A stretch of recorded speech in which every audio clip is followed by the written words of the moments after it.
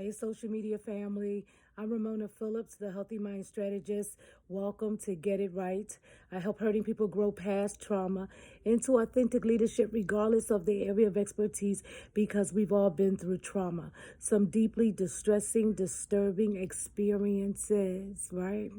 And it's so important that we acknowledge how we're feeling, how we're thinking, how we're behaving, giving ourselves permission to feel our feelings again, giving ourselves permission to feel our feelings again, to acknowledge our feelings and not take those frustrations, that fear, that those anxieties, those insecurities out on other people and out on ourselves as well, right?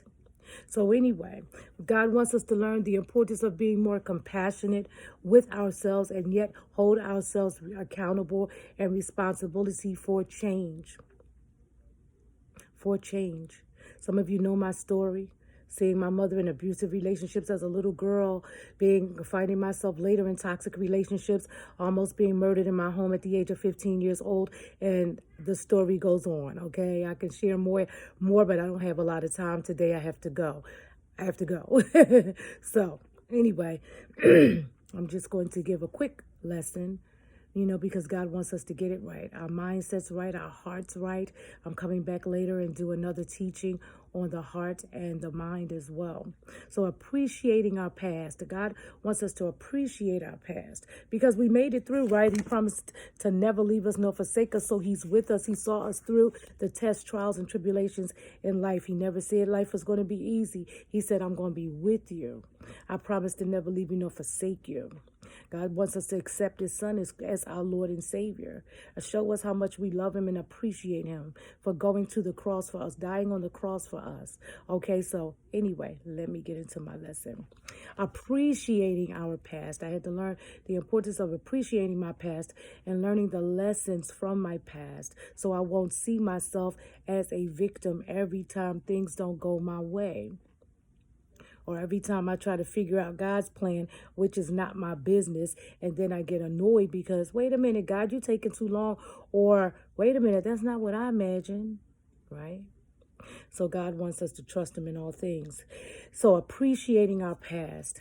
And even if we have to get therapy or counseling, which I did 29 years ago, and I have healthy support systems in my life right now, as we all should have healthy support systems in our lives. God does not want us trying to do life all by ourselves. And many of us that have gone through trauma, it's kind of easy for us to get caught up in isolation. But once we become more aware, then we know, wait a minute, I'm starting to isolate. I'm not just taking time for me. I'm beginning to isolate now. Now let me connect with people, right? So anyway, appreciating our past. It is easy to be negative about past and mistakes and unhappiness.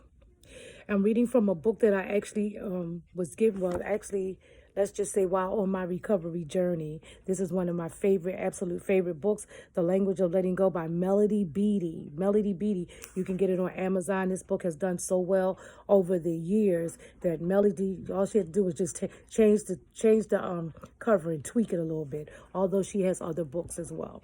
Anyway, but this is absolutely one of my favorite that has been blessing me for over 20 years.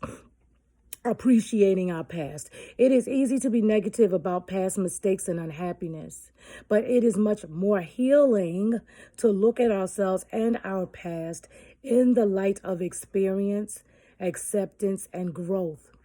Our past is a series of lessons that advance us to higher levels of living and loving. Did you hear that?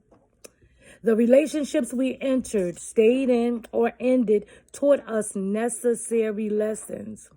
Some of us have emerged from the most painful circumstances with strong insights about who we are and what we want. Our mistakes, necessary. Our frustrations, failures, and sometimes stumbling attempts at growth and progress, necessary too. I'm going to say it again. Our mistakes that maybe some of us still beat ourselves up for, But God does not want us beating up on ourselves for past mistakes, okay? He wants us to be open to the lessons. He does not want us walking around with anger and resentment in our hearts. I had to give my heart to the Lord. Our mistakes, necessary. Our frustrations, failures, and sometimes stumbling attempts at growth and progress, necessary too. Each step of the way, we learned. We went through exactly the experiences we needed to become who we are today. Each step of the way, we progressed. Is our past a mistake? No. Is your story a mistake? No.